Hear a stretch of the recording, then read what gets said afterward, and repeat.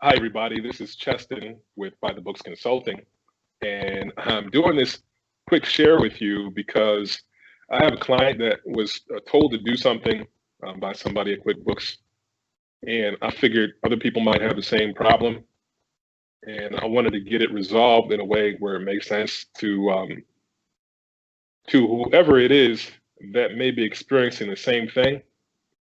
Um, the pain point here is a lot of extra work involved and data entry when we're using sales forms and QuickBooks Online.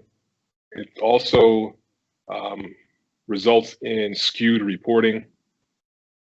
Things don't really show up on the reports cleanly. That becomes a problem when we're filing taxes. That becomes a problem when we're seeking financing. That becomes a problem in the most fundamental way of making business decisions. Um, so what am I talking about? What's the problem here?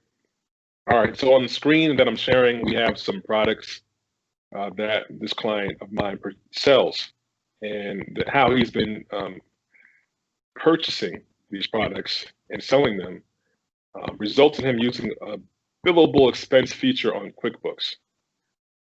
So if you're not familiar with the billable expense feature on QuickBooks, basically that feature is used in the case that you have expenses that you incur that you want to defer to a client. For example, I have a consulting firm and I run out and do things. I incur some, administrative costs and expenses like, mailing, document reproduction, and all these other little things that go along with me just performing a service for the client that are outside the actual service fee. And if I do that, I mark that expense as billable and I defer that to the client, and it gets billed to the client at a later date, along with everything else that's invoiced in it. So that's what that feature is for. What it is not for is to be used for your product sales. So this client of mine, he has a retail business. He does drop shipping, not necessarily in the way like people do it with e-commerce. He's not really an e-commerce store. He's local, and he has a lot of local clients that he sells to, a lot of B2B type clients. And he never, warehouses the inventory. He never touches the inventory. He has vendors that he uses that will direct ship to his end clients. So so drop shipping in a nutshell. Okay, so there's no inventory valuation, and why that's important to understand is because there's a natural flow of things with inventory and sales and everything.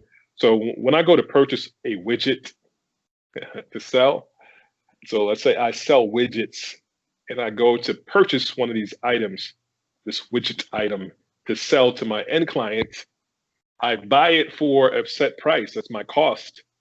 So let's say I buy it for $10 and I want to sell it for $20, right?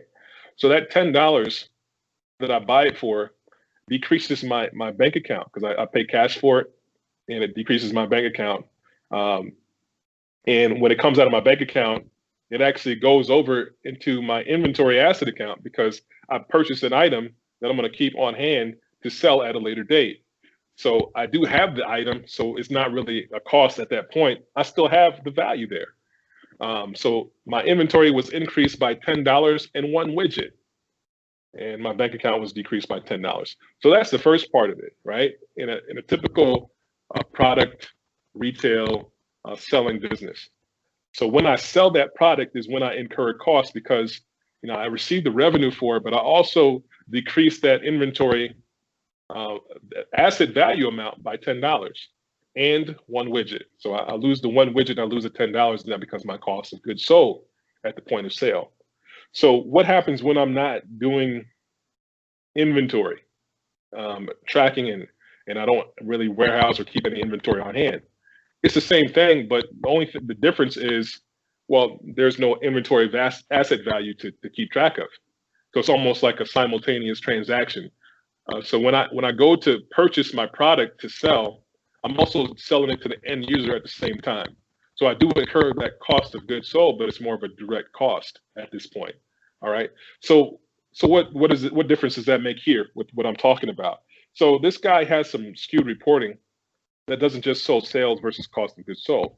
It shows some other things in there that really shouldn't be in there. So it can be a little confusing to an outside looker or an outside person to say, well, what's going on? They want to get more details. It becomes more complicated, than it really should be.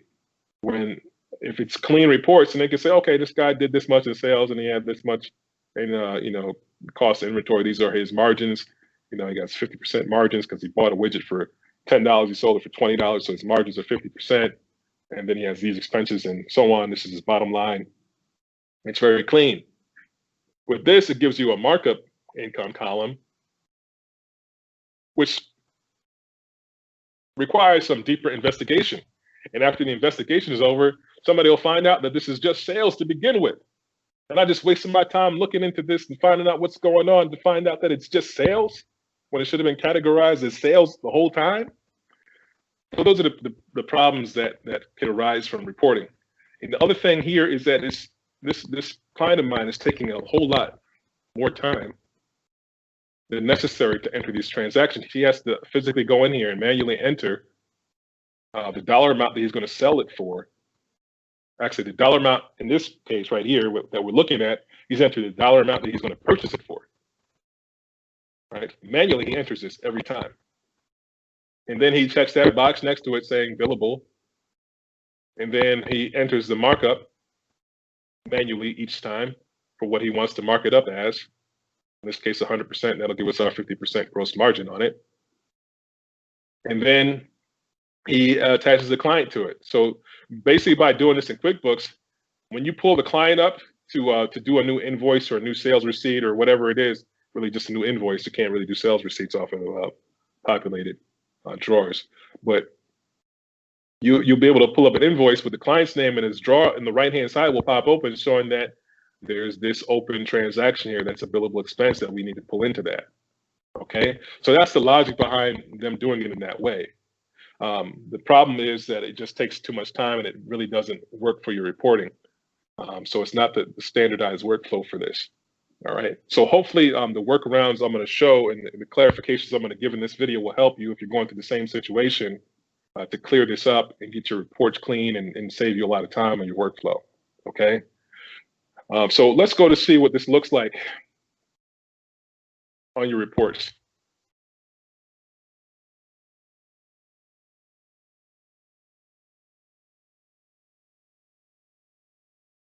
So if I go to the profit and loss report, there was an adjustment made, and this is the problem. There's this extra column up here for markup.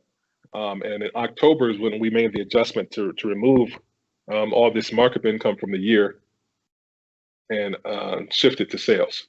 Okay, but I'm going to show you this month so you can actually get a good idea of what the wrong thing looks like on your reports. So if I go to this month,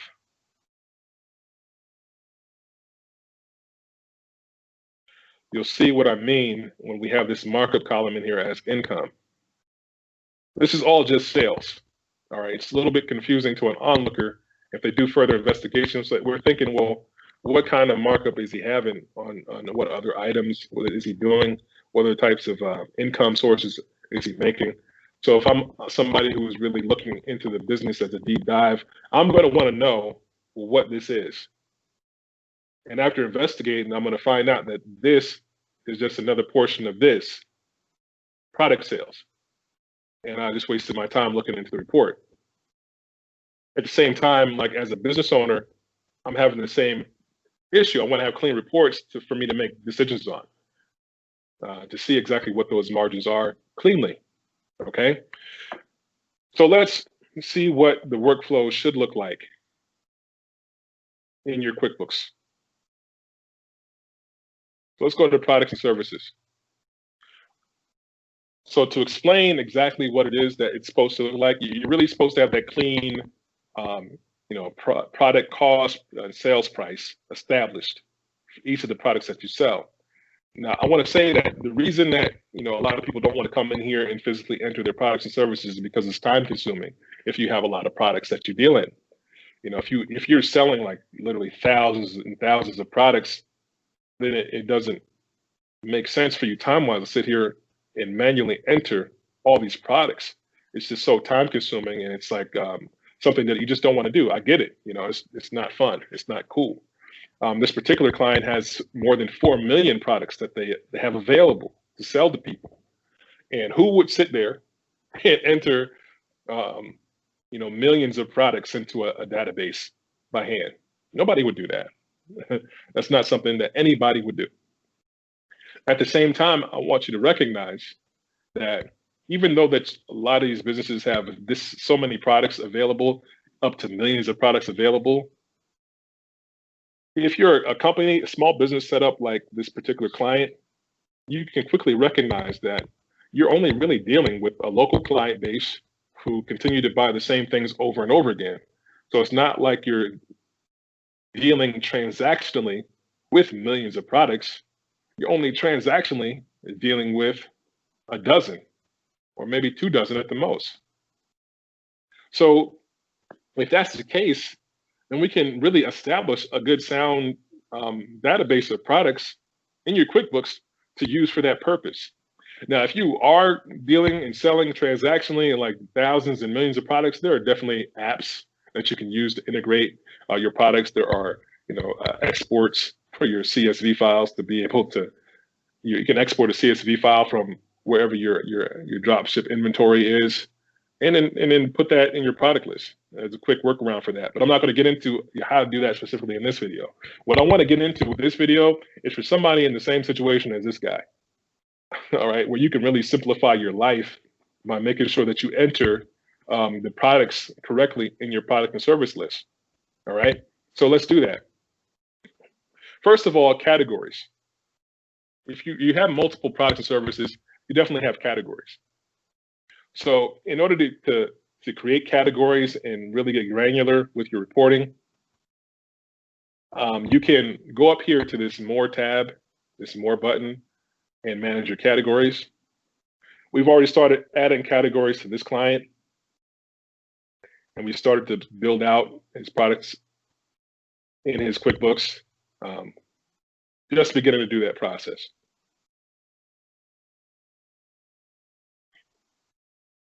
So once you've established your categories, you can see that here in this example, there are a lot of blank spots in the areas where we should have cost and price, cost and sales price.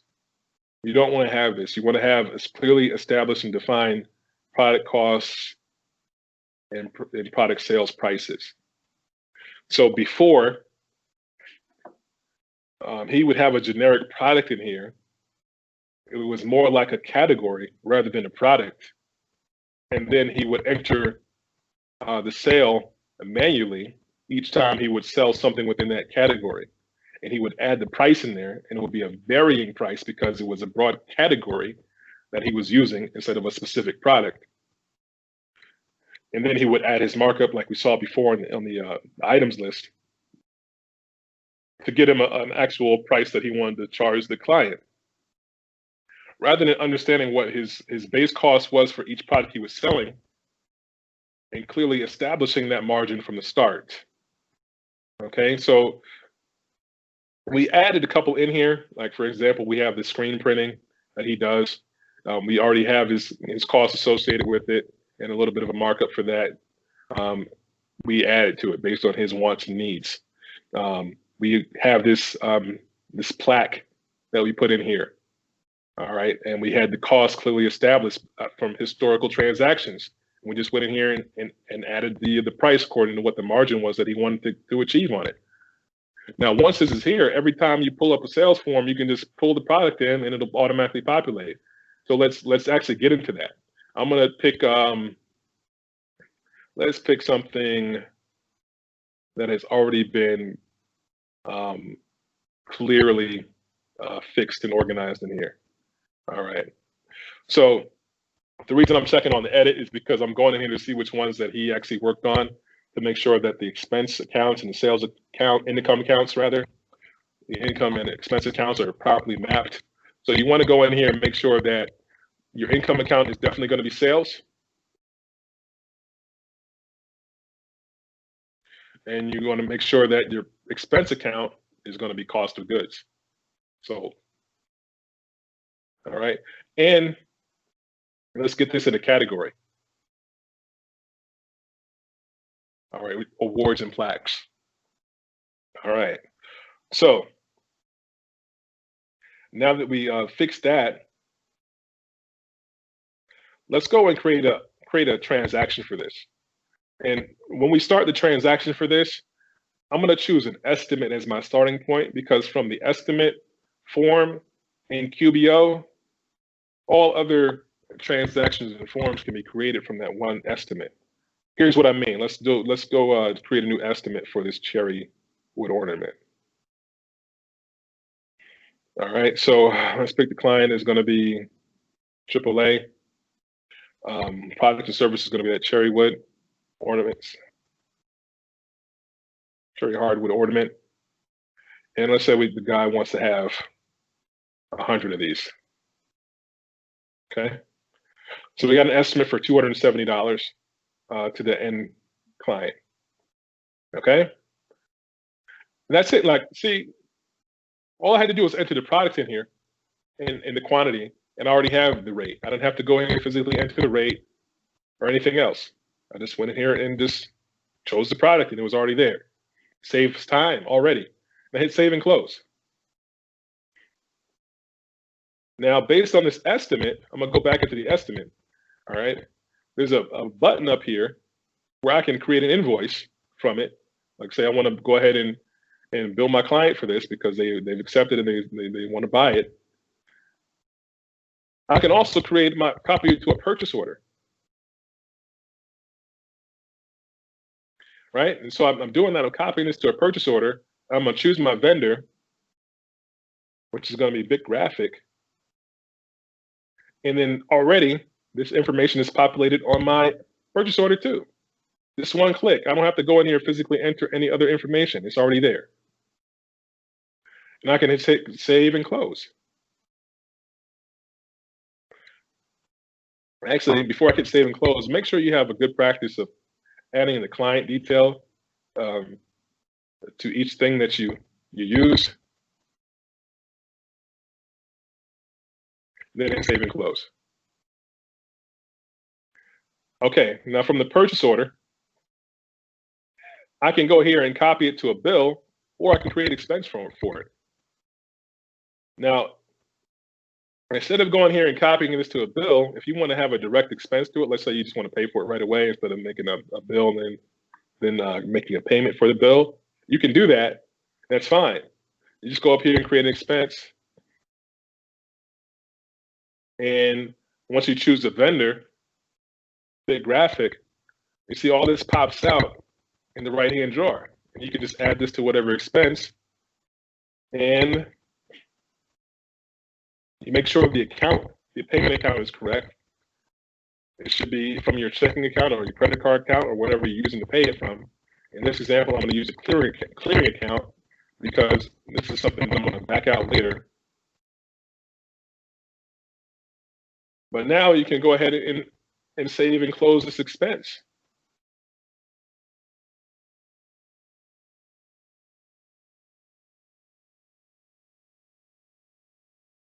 Now, if I go to my estimate,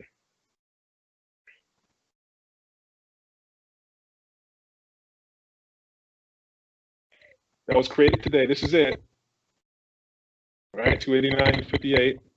I can go here and create an invoice for it right now. It will allow me to create a partial invoice for the estimate or the entire amount. So we're going to create an invoice for the entire amount of the estimate. And save and close it.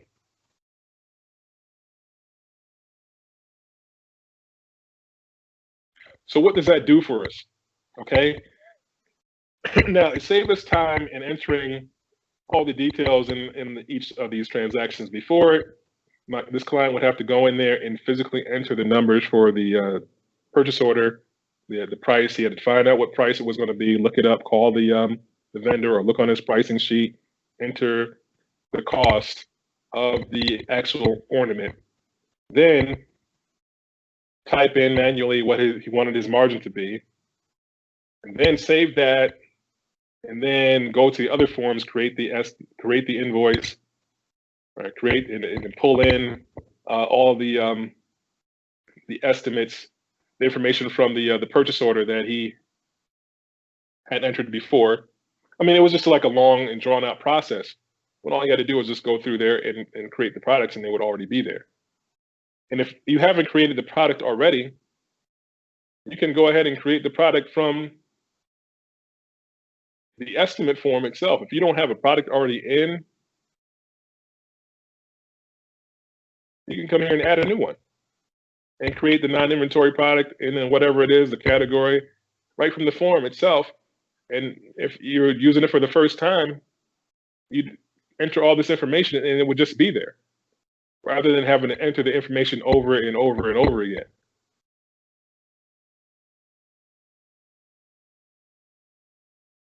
All right, so what did this do for us as far as reports?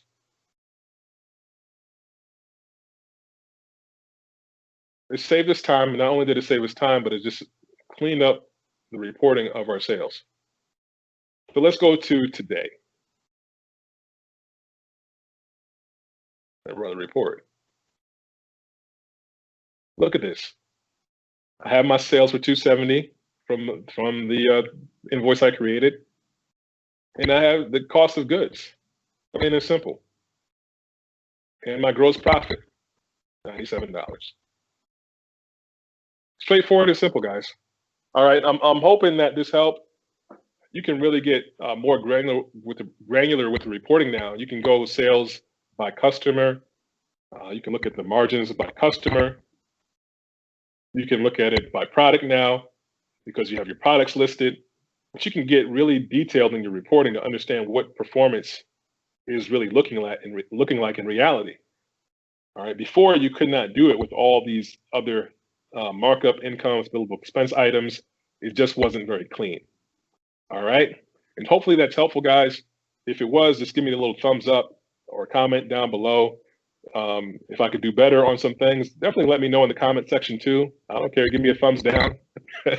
I'm out here just to help and show things as I see them as they come up. And hopefully you guys have benefited from this video. All right, take care.